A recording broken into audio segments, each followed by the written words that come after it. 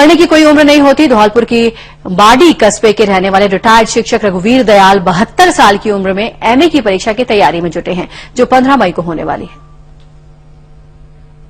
ये कक्षा है 72 साल के रघुवीर दयाल की, लेकिन इस समय वो शिक्षक नहीं बल्कि एक छात्र हैं। उच्च शिक्षा पाने की ललक ने इन्हें अपनी पुत्रवधू और नातिन के साथ पढ़ने का हौसला दिया।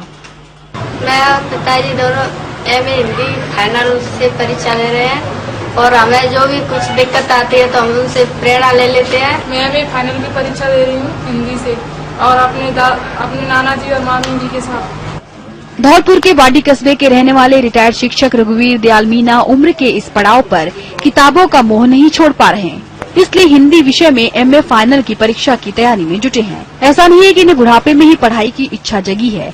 पहले जिंदगी की नाव पार करने के लिए 10वीं की परीक्षा पास करते ही पुलिस की नौकरी ज्वाइन कर ली, लेकिन पढ़ने की चाहत बरकरार रही, इसलिए पुलिस की नौकरी छोड़ शिक्षक बन गए। बीए तक की पढ़ाई तो कर ली थी, लेकिन अब रिटायर्ड होने के बाद एमए भी कर ही लेना चाहते हैं।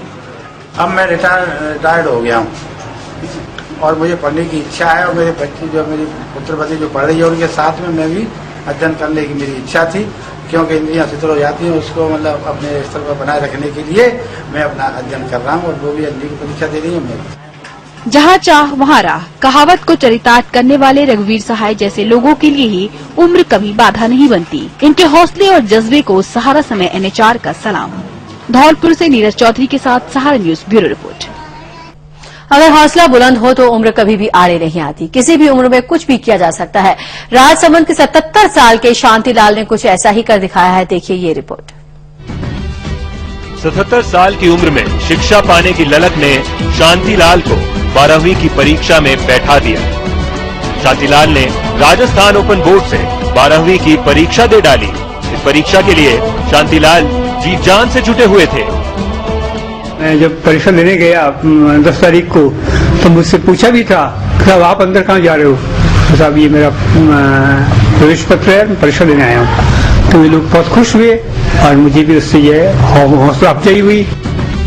घर की परिस्थितियों की वजह से 1960 में शांतिलाल को 10वीं के बाद पढ़ाई छोड़नी पड़ी थी, लेकिन पढ़ाई छूटने का गम सालता रहा।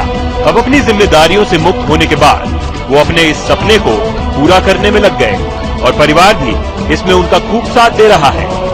दादाजी और हम साथ में पढ़ते हैं। कुछ बातें हमें समझ में नहीं आती है तो दादाजी बताते हैं, या कुछ बात ऐसी है जो दादाजी को समझ में नहीं आती है तो हम बता देते हैं। मेरे ससुर जी को पढ़ने के लिए सहयोग मिला हुआ है और पोते पोतियां भी दादाजी के साथ बैठकर पढ़ाई करते हैं और घर में इतना अच्छा पढ़ाई का माहौल बना हुआ है।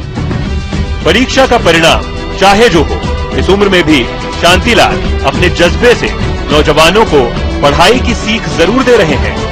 आनंद क्षेत्रीय, सहारा न्यूज ब्यूरो, राजसमंद।